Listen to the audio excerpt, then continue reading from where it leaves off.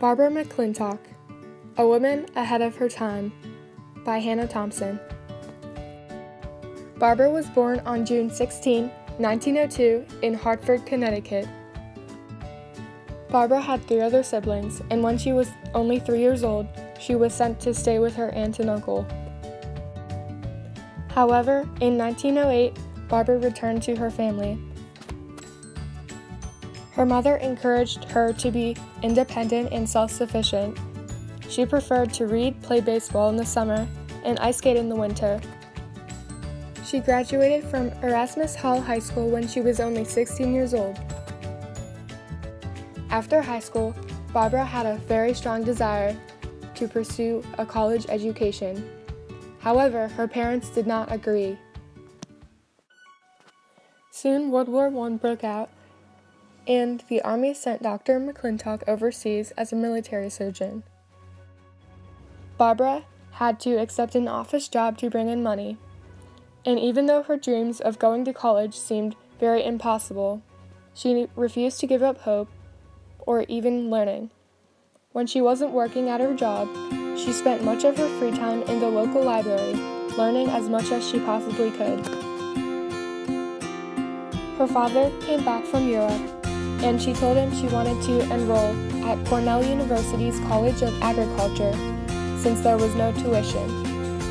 Her parents soon decided that Barbara deserved the chance to follow her dream. So in 1919, Barbara enrolled at Cornell University.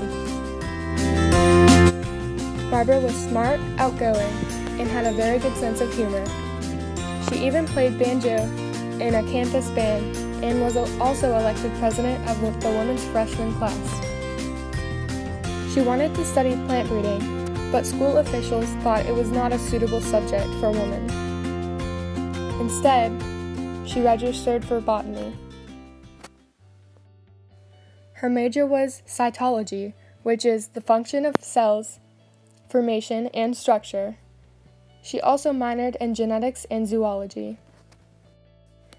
In 1927, Barbara completed her work at Cornell and received her PhD in botany, and then was made an instructor.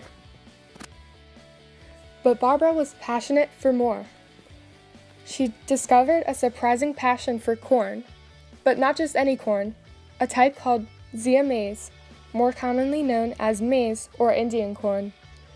Unlike the kernels of regular corn, which are either yellow or white, maize kernels differ widely in their coloration.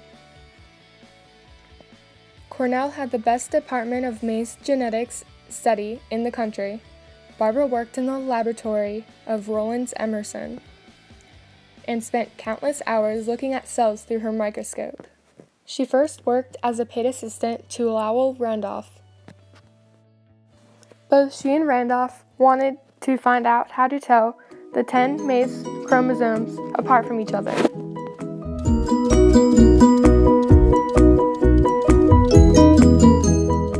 She noticed that there were distinct differences in the 10 chromosomes. Some absorbed the staining technique she used differently, some had bumps or knobs located in certain areas, and there were slight differences in lengths from chromosome to chromosome. She's developed a new staining technique which allowed her to tell which chromosomes carried a particular trait. Therefore, she quickly learned to tell the 10 chromosomes apart by how they looked. Barbara decided to grow her own corn. She manually pollinated each stalk's tassel with another stalk's silk herself, which she called cross-pollination. In 1929, she met a new graduate student, Harriet Cretan. The two women became very good friends, and soon Harriet was assisting Barbara with her maize experiments. Genes which lie very close to one another on a chromosome can be inherited together. These are called linked genes.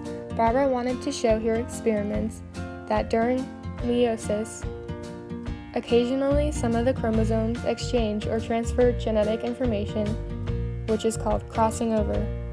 This would eventually explain how linked genes could become separated so the traits are no longer passed together. At this time, it was believed that genes were arranged on the chromosome, sort of like beads on a thread, stationary and not able to move.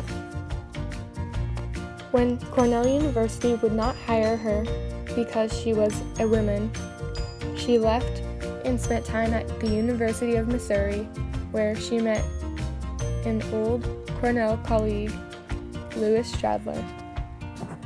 Barbara was invited to Cold Springs Laboratory, where she spent more than 40 years working under the microscope to discover transpositions. In 1951, she made her first formal presentation of her theory of transposition, but the response was hostile. By 1981, when she was 79, she was awarded Lasker Award for Basic Medical Research, a prize from Israel's Wolf Foundation, and the first prize fellow laureate of Chicago's MacArthur Foundation.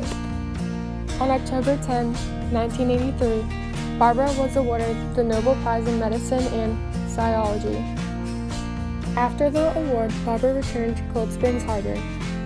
However, her body seemed to be weakening. She died September 2, 1992, with her friend Joanne Marshak at her side. Barbara's research proved that a gene structure could change.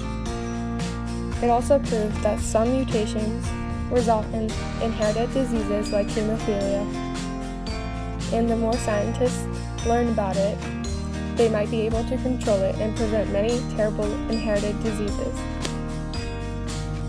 It is also believed that jumping genes may play a part in normal cells turning into cancer cells.